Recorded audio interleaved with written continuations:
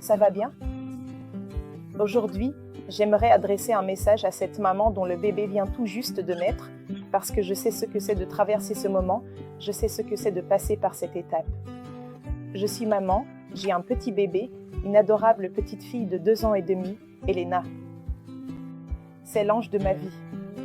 J'ai fait 2 fausses couches. À chaque fois, j'ai dû subir un curetage parce que mon mari et moi avons une incompatibilité sanguine. Donc, je sais un peu ce que c'est d'avoir un bébé à la maison, ce que c'est de vivre une fausse couche et de traverser ces moments difficiles. Et c'est de cela que je veux parler aujourd'hui, parce que mes débuts ont été très compliqués, très délicats, j'ai rencontré des difficultés. Alors, j'aimerais t'aider un peu en te donnant quelques conseils qui pourraient t'apporter un peu de légèreté dans ce moment, d'accord? Conseil numéro 1, donne-toi la priorité, privilégie ton bien-être. En ce moment, on est submergé par un tourbillon d'émotions, non seulement parce que le bébé vient d'arriver, mais aussi à cause des hormones, car nos hormones sont complètement déréglées, tout est sens dessus-dessous. Et on est là, en train de se redécouvrir en tant que mère, on n'est plus simplement une femme libre, disons, mais on a maintenant une responsabilité pour toute la vie, qui est cet enfant, d'accord?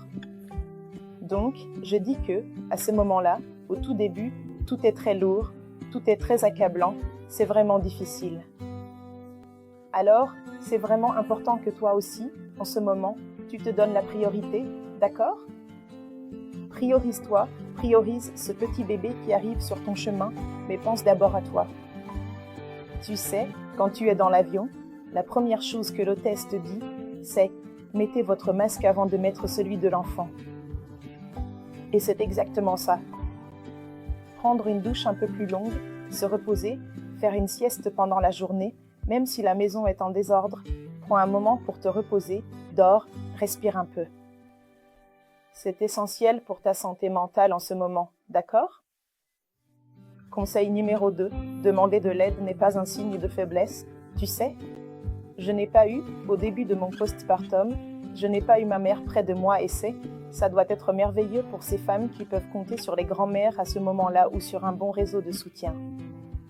Je n'ai pas eu ma mère près de moi pour pouvoir compter sur elle et je n'ai pas eu de réseau de soutien, j'ai dû me débrouiller toute seule. Mais même à distance, j'ai eu mes amis. Et mes amis ont été essentiels pour moi, tu sais? Ce moment où on ne sait pas quoi faire, parce qu'au début on a très peur de tout, parce que le bébé, il ressemble à une gelée, non? Les tout premiers mois, tu poses la petite main, ça tombe. La petite tête tombe, la petite tête se tourne. Alors on a vraiment peur de casser quelque chose. Et mes amies, qui sont déjà mamans, et la mère de mes amies, elles ont été essentielles. Je dis que la période que j'ai traversée pendant mon postpartum, sans elles, je n'aurais pas réussi à la surmonter. Alors je veux te dire que demander de l'aide, ce n'est pas un signe de faiblesse, d'accord? C'est que parfois, on a vraiment besoin de parler d'une épaule amie. Et c'est vraiment bien que tu le demandes. Ah, mais je n'ai pas ma mère près de moi, je n'ai pas de réseau de soutien.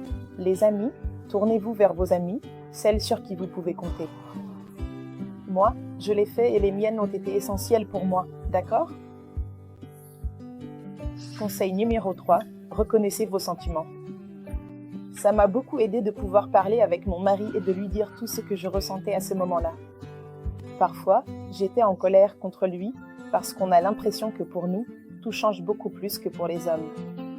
Cette sensation est très étrange, mais elle est réelle parce qu'on a l'impression que pour eux, c'est beaucoup plus facile, non? Leur corps n'a pas changé, rien n'a changé, leur vie semble continuer comme avant. Ils arrivent à sortir et à laisser l'enfant avec nous. Nous, on n'arrive pas à sortir sans laisser l'enfant. Ça change tout. Et j'étais très jalouse de lui. Je ressentais de la jalousie, et ce n'est pas de là, ce n'est pas. C'est un peu d'envie, parce que tout a beaucoup changé pour moi et on dirait que pour toi, ça n'a pas tant changé que ça. Reconnais tes sentiments, confie-toi à ton partenaire, dis-lui ce que tu ressens, reconnais ce que tu ressens. Un super conseil que j'ai appris et que j'applique dans ma vie, c'est d'avoir toujours un petit carnet sur moi et d'y écrire comment s'est passée ma journée, ce que je ressens. Aujourd'hui, je me suis sentie comme ci, comme ça, comme ci, comme ça. Quand tu écris, tu laisses transparaître, c'est comme si tu faisais sortir ce que tu avais à l'intérieur, bien enfoui. Et ça, c'est vraiment génial, d'accord? Allez, astuce numéro 4. Les gars, je sais que c'est fatigant au début, je sais que c'est décourageant quand vous êtes là avec cet enfant qui ne dort pas la nuit, qui pleure, que vous devez allaiter chaque minute et qui a, je ne sais pas quoi. D'accord. Si tu n'as pas de réseau de soutien pour pouvoir aller à la salle de sport, reste active malgré tout. Essaie de faire une promenade, d'autant plus que je dirais que les balades en plein air avec le bébé sont relaxantes pour toi et pour lui. J'adorais ça avec Elena aujourd'hui. Elle a vraiment l'habitude de vouloir sortir, de ne pas rester à la maison, parce que quand elle était toute petite, je la mettais dans le porte-bébé et je partais marcher sans but précis. Je sortais, je marchais le matin, au moins 1 heure par jour, une promenade le matin et une promenade l'après-midi, une promenade le matin et une promenade l'après-midi. Je n'avais pas de réseau de soutien, je ne pouvais pas la laisser à quelqu'un d'autre pour aller à la salle de sport, alors j'y allais avec elle, tout simplement en faisant mes promenades. Et c'était sain pour moi et sain pour elle. Et c'est aussi un conseil que je te donne, reste active, d'accord? Allons-y, alimentation et repos. Je sais, c'est difficile, c'est compliqué, d'accord. Alors suis ta propre règle, respecte tes limites, fais ce que tu peux. Il est essentiel d'avoir une alimentation saine, surtout si tu as choisi d'allaiter, car cet enfant a besoin de nutriments. Le repos aussi, car une mère qui ne se repose pas, son cerveau ne fonctionne pas bien, tu vas être très stressé et tu risques de te défouler sur ce petit bébé. Donc c'est bien que tu essaies de dormir dans la mesure du possible, d'accord? Le bébé a dormi? Ah, mais la maison a besoin de je ne sais quoi. On s'en fiche de la maison. Allonge-toi et dors, allonge-toi, repose-toi, d'accord? Un truc? J'essayais, quelque chose de très bien que je faisais parfois, c'est que, quand Elena dormait, je dormais aussi. Quand elle se réveillait, quand elle était bien réveillée, je la mettais dans le porte-bébé et je faisais les choses dans la maison, avec elle dans le porte-bébé, d'accord? Et ça, c'était vraiment super pour moi. C'est un conseil que je te donne aussi, qui pourra peut-être t'aider, d'accord? Autre chose, un conseil aussi que j'aimerais que vous suiviez, célébrer les petites victoires, célébrer le petit sourire, célébrer quand il ou elle relève la petite tête, célébrer quand la petite main commence à bouger. Vivez avec beaucoup d'intensité cette phase du début de la maternité, car vous allez vraiment en profiter et cela la rendra plus légère. Quelque chose que j'ai fait, et je remarque que beaucoup de gens ne le font pas, mais moi j'ai décidé de le faire, ce sont les moisiversaires. Je fêtais chaque mois de la vie d'Elena.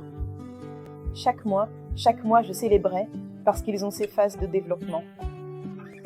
Donc, chaque mois je fêtais, j'invitais mes amis les plus proches, les plus intimes, ils venaient ici et partageaient ce moment avec moi.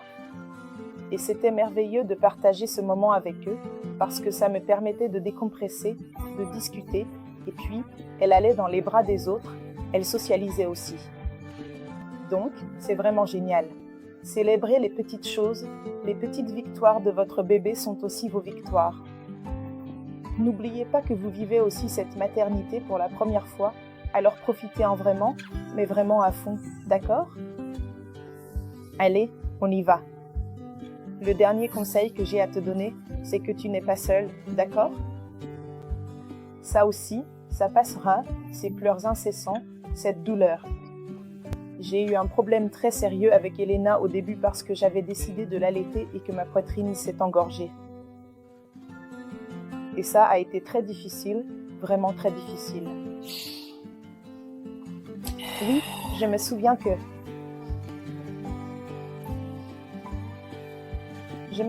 je mordais la tête d'oreiller, je la mettais dans ma bouche, j'enroulais une tête d'oreiller, je la mettais dans ma bouche parce que, pour désengorger le lait, il fallait qu'elle tète, tu vois, parce qu'elle aurait pu arrêter de téter et je ne voulais pas lui donner le biberon. Alors, je la mettais dans sa bouche. Quand elle prenait, ça faisait mal, ça faisait vraiment très mal et là, j'ai failli arrêter d'allaiter ma fille, mais je me suis dit, je vais aller jusqu'au bout et je vais surmonter ça. Et je l'ai fait. Donc, c'était une période très difficile et je pensais que j'étais seule. J'ai eu, encore une fois, le soutien de mes amis qui m'ont entourée, qui m'ont beaucoup aidée. C'est pour ça que je dis, tu n'es pas seule. Crée une petite communauté, fais un groupe WhatsApp avec tes amis, juste pour dire des bêtises parfois, juste pour rire, juste pour te détendre. Ça va te faire du bien. Tu n'as personne à qui parler? Envoie-moi un message sur Instagram. Ce sera un immense plaisir pour moi de passer la journée à discuter avec vous, à répondre à vos questions, à vos messages, d'accord? Au début, la maternité, c'est difficile, mais après, on s'en sort bien. Je dirais que ça ressemble à un jeu vidéo. Tu passes un niveau, ça devient plus difficile. Tu passes un niveau, ça devient plus difficile. On dirait que le petit monstre devient plus grand, la maternité, c'est pareil. Mais on y arrive, on réussit. Quelque chose de vraiment chouette qui m'a beaucoup aidé, c'est la littérature. Il existe de nombreux livres qui peuvent t'aider. Je te recommande de commencer à prendre l'habitude de lire. Achète un Kindle. C'est essentiel au début de la maternité. Le Kindle et les écouteurs sont essentiels pour moi. Mon Kindle, je dirais qu'il y a 3 choses. Le Kindle, les écouteurs et ça ici, un petit bracelet connecté, genre Xiaomi, les MyBand, ce n'est pas si cher. Et ça, c'est génial parce que ça vibre et ça te prévient, l'heure de ci, l'heure de la tétée, l'heure de ça, l'heure de ceci, l'heure de cela, et ça continue de te rappeler. C'est vraiment génial pour moi. Je te recommande vraiment d'avoir soit une Apple Watch, soit une Xiaomi, n'importe quoi qui puisse te prévenir. Une MyBand, c'est très bien. J'espère que cette vidéo t'a aidé avec les conseils, qu'elle t'aura servi de réconfort, d'accord? Gros bisous, que Dieu vous garde.